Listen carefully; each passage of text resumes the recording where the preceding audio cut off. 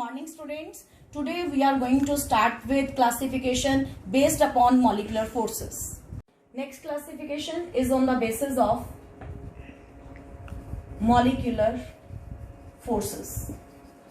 What are molecular forces? That is forces between polymer chains. The force with which polymer chain are united together. उन molecules को के अंदर जो forces होती हैं, these are called molecular forces, which may be कौन कौन सी हो सकती है, कौन कौन सी टाइप्स हो सकती हैं? वंडरवाल फोर्सेस,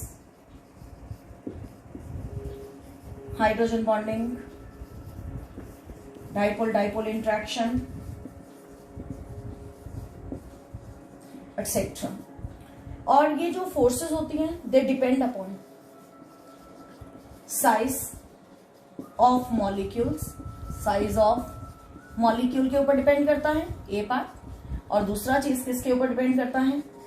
कितने फंक्शनल ग्रुप्स लगे हैं, नंबर ऑफ फंक्शनल ग्रुप्स.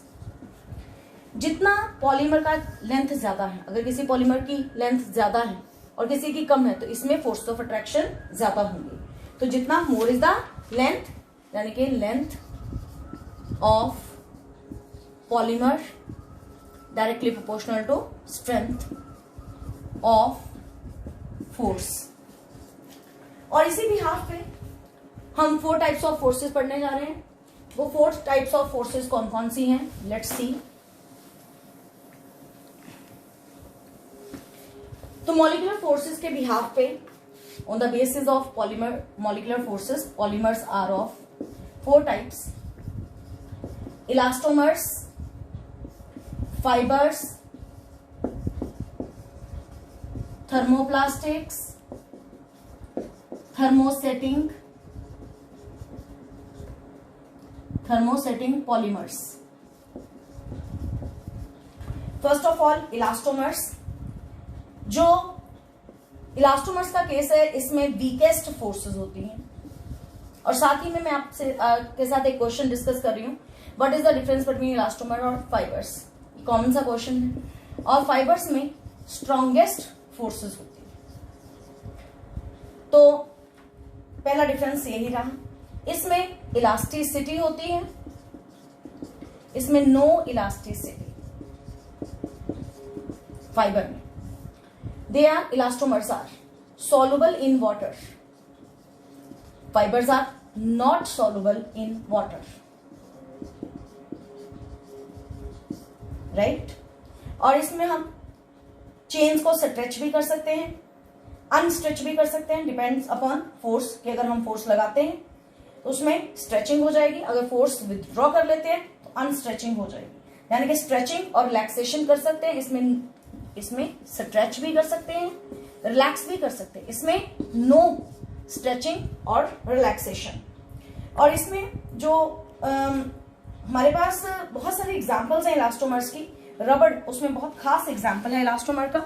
तो एग्जाम्पल ऑफ रबड़ is that elastomer is natural रबड़. और भी बहुत सारी रबर्स हैं. वल्केनाइज्ड रबड़, देन SBR, टायर्स के ऊपर अक्सर लिखा होता है SBR रबड़. SBR का दूसरा नाम ब्यूना एस के नाम से भी जानते हैं. तो these are some examples of what? Elastomers. तो इसी तरह से हम अगर बात करें, यहाँ पे हमने फाइबर्स की बात की. फाइबर्स में क्या क्या होता है? इसमें हाइड्रोजन बॉन्डिंग भी हो सकती है, इसमें डाइपोल डाइपोल इंट्रैक्शन भी हो सकता है. और इसकी एग्जाम्पल, सबसे कॉमन एग्जाम्पल इसका नाइलन है, डेक्रॉन है. Nylon, Dacron, terylene etcetera. तो इसकी एग्जाम्पल्स नाइलॉन, डेक्रॉन, टेरिलीन. ये था पूरे का पूरा डिफरेंस अलोंग विद एग्जाम्पल्स. इसमें जो फोर्सेस यहाँ पे हमने बात की वीकेस्ट फोर्सेस हैं, तो कौन सी हैं? वीकेस्ट फोर्सेस का सबसे मेन एग्जाम्पल वंडरवाल्स फोर्सेस. और इसमें फोर्सेस स्ट्रॉन्ग हैं, और कौन सी हैं? Hydrogen bonding and dipole dipole interaction. तो ये definition, description and example elastomers और फाइबर्स.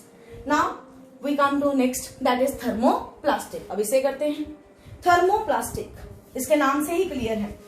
इसकी जो थर्मोप्लास्टिक की जो फोर्सेस ऑफ इंट्रैक्शन है, these are between elastomers and fibres. मतलब क्या, इनके अंदर जो फोर्सेस हैं वो एग्जिस्ट किस किस के बीच में करती हैं? Elastomers weakest forces, fibres strongest forces. तो इनकी टर्न बीच में आती है thermoplastics. This is the main point. ये लीनियर होते हैं, लीनियर और कई बार ब्रांच्ड भी हो सकते हैं। They are hard at room temperature, soft and viscous when temperature is increased. तो यहां पे इसकी एग्जांपल्स नाइलन 6 है, नाइलन 6 है, पॉलीइथीन इसमें आता है, पीवीसी इसमें आता है, टेफ्लॉन इसमें आता है, मेनी एग्जांपल्स आर देयर।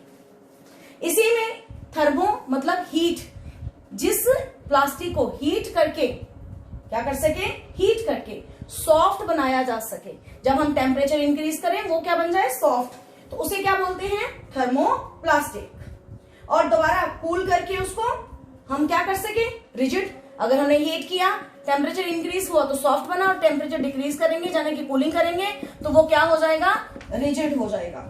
तो इस तरह से हम इसको मोल्ड करके इसकी कई शेप्स दे सकते हैं। It can be moulded into variety of shapes, so only we can make buckets, toys etc. television cases, buckets बन सकती हैं, toys बन सकते हैं, तो it can be molded। और यही है कि इसका मेन डिफरेंस थर्मोसेटिंग के साथ आता है कि थर्मोसेटिंग का मतलब है कि एक बार हीट कर दिया तो वो सेट हो जाता है, और सेट होने के बाद हार्ड मास बन जाता है और उसका कोई भी मोल्डिंग नहीं हो सकता, नया शेप नहीं बन सकता, परमानेंट शेप बन जाता है, और केमिकल कंपोजिशन भी परमानेंट होके हार्ड मास बना देता है। ये थर्मोसेटिंग है। तो थर्मोमीन हीट करने पे सेट मतलब हार्ड मास बन जाता है, जबकि यहां पे हमने पढ़ा हीट करने पे सॉफ्ट और विस्कस हो जाता है। तो ये मेन डिफरेंस इन दोनों में है। इसमें मोल्डिंग हो सकती है, नई नई चीजें बना सकते हैं, थर्मोसेटिंग में चीज नहीं बना सकते हैं। This is the main difference between thermoplastic and thermosetting. That is, thermoplastic can be, that is heated once and can be molded into different shapes. It can be melted again and again, but thermoplastic it can be heated only once and undergo a permanent change to form hard mass. और इसका example, thermosetting का example, यहाँ पे हमने ये वाले examples पढ़े। Thermosetting का एग्जाम्पल बेकेलाइट है, बहुत इंपॉर्टेंट एग्जाम्पल है। पहले भी हमने बात की, बेकेलाइट जो कि स्विचेस बनाने के लिए काम आता है। मेलामाइन फॉर्मेल्डेहाइड, मेलामाइन फॉर्मेल्डेहाइड जो कि नॉन स्टिक कुकवेयर के लिए काम आता है। नाउ ये थी क्लासिफिकेशन की सारी टाइप्स जो हमने डिस्कस कर ली हैं। नाउ वी कम अपॉन कि मैकेनिज्म क्या है क्लासिफिकेशन का। तो मैकेनिज्म भी कई तरह का होता है, लेकिन अप टू क्लास +2 लेवल हम सिर्फ बात करेंगे free radical mechanism of polymerisation. और ये कौन सा पॉलीमराइजेशन जिसका हम मैकेनिज्म करने जा रहे हैं, तो we are going it for addition polymerisation. तो हम स्टूडेंट्स अब क्या करने जा रहे हैं कि मैकेनिज्म क्या है, किस मैकेनिज्म के हिसाब से पॉलीमराइजेशन हुई, उस मैकेनिज्म का नाम है फ्री रेडिकल मैकेनिज्म। इसके 3 स्टेप्स हैं और इसके थ्रू मैं आपको पॉलीइथीन की फॉर्मेशन बताऊंगी। ये इथीन, इस इथीन के n नंबर ऑफ मॉलिक्यूल्स हमने लिए और पॉलीइथीन बना। ये हम हाफ बॉन्ड अंदर बाहर क्यों रखते हैं, सिर्फ इसलिए कि ये जो पार्ट है, ये पार्ट ये कॉन्टिन्यूटी में बार बार बार बार बार बार रिपीट करता है। It repeats itself over and again to form polymer. तो ये हम मैकेनिज्म में किस एग्जाम्पल को लेके पढ़ने जा रहे हैं, पॉलीइथीन। इस मैकेनिज्म के 3 स्टेप्स हैं। Number 1 chain initiating step. Free radical mechanism के 3 स्टेप्स हैं। नंबर 1 चेन इनिशिएटिंग स्टेप, जिसमें हमने चेन बनाना शुरू करना है। इसमें हमारे पास सबसे पहला रिक्वायरमेंट है हमारा चेन इनिशिएटर का, जिसका नाम बेंजोइल परऑक्साइड। क्या है, बेंजोइल परऑक्साइड। इसका फंक्शन क्या है, यहीं पे डिस्कस कर लेते हैं। इट इज चेन इनिशिएटर, जो चेन को स्टार्ट करता है। इस बॉन्ड का के ऊपर 2 इलेक्ट्रॉन है, एक इधर जाता है, एक इधर जाता है। आपने +1 में पढ़ा था फ्री रेडिकल्स क्या होते हैं, होमोलिटिक क्लीवेज। तो क्या हुई यहाँ पे, होमोलिटिक क्लीवेज, यानी कि सेंटर में से बॉन्ड टूटा, एक इलेक्ट्रॉन एक तरफ शिफ्ट, दूसरा इलेक्ट्रॉन दूसरी तरफ। तो यहाँ पर क्या बन गया, यहाँ पे बने 2 मॉलिक्यूल। ये देखो ना, यहां से टूटा, एक मॉलिक्यूल ये, एक मॉलिक्यूल ये, 2 मॉलिक्यूल। ये जो बना इसका नाम क्या, इसे बोलते हैं बेंजोइल फ्री रेडिकल। अब इस बेंजोइल फ्री रेडिकल में ये इलेक्ट्रॉन इधर आता है, ये इलेक्ट्रॉन इधर आता है, तो यहां पर क्या बनना शुरू हो जाएगा, डबल बॉन्ड।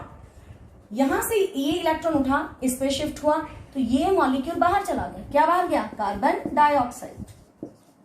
और यहां पर क्या बना, C6H5 के ऊपर डॉट आ गई, 2 मॉलिक्यूल इसके बने। This is called phenyl free radical. फिर ये फिनाइल फ्री रेडिकल इथीन में ऐड होता है, जो हमने इथीन से बनाना ना पॉलीथीन, तो इथीन आ गया। हमारे पास फ्री रेडिकल कौन सा यूज होगा, फिनाइल फ्री रेडिकल। दोनों मिले और एक बड़ा फ्री रेडिकल बना, this is called big free radical. तो ये है first step, chain initiation step, जिसमें हमने क्या बनाया, पहले फ्री रेडिकल बनाया और उस छोटे फ्री रेडिकल्स को बिग फ्री रेडिकल बनाया। अब सेकंड स्टेप इसका क्या, this is called chain propagation step. तो step number 2, chain propagation step. इस स्टेप के अंदर हमने क्या करना है कि जो bigger free radical step, first step में बिगर फ्री रेडिकल बना, उसमें फिर से इथीन डाला।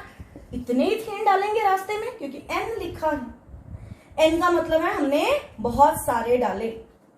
तो जब हमने इसमें बहुत सारे फ्री रेडिकल्स डाले, इथीन डाले, N साथ में लिख ही देते हैं, तो अल्टीमेटली हमारे पास क्या बना, ये CH2 अगेन रेपिटेशन पार्ट, यहां पे N आ गया, और ये क्या, CH2 डॉट। इसे क्या बोलेंगे, वो पहले बिग फ्री रेडिकल बना, ये बिगर फ्री रेडिकल। तो ये प्रोपेगेशन का मतलब है बार बार मॉलिक्यूल 2, 3, 4, 1000 जितने मर्जी N यहां पे ऐड किया हुआ है, और यहां पे हमारे पास बहुत बड़ा फ्री रेडिकल बन गया, और हमने उसे शॉर्ट करके स्टेप में, एक ही स्टेप में लिख लिया। Last step, chain termination step. इस चेन टर्मिनेशन में क्या है, चेन्स बंद होनी है, क्योंकि फ्री रेडिकल अगर खुले रहेंगे तो वो रिएक्शन को कंटिन्यूटी में रखेंगे।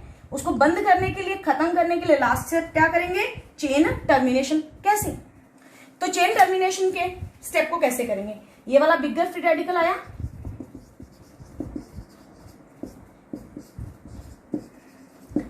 ऐसा ही इसका एक और बिगर फ्री रेडिकल बना लेते हैं। जरा उल्टा करके लिख देती हूं, सिर्फ इसलिए ताकि मैं इन दोनों को जोड़ सकूं। N टाइम्स C6H5 दोनों मिले, और हमारे पास क्या बना, ये देखिए, C6H5 CH2 N times CH2, आगे ये वाला CH2, आगे ये जुड़ा CH2 ये वाला। तो इस तरह से दिस इज व्हाट, पॉलीइथीन। तो हमारे पास क्या प्रोडक्ट बन गया, polyethene. This is about what, that is free radical mechanism of polymerisation. Thank you and have a good day. I hope you all would be liking my videos.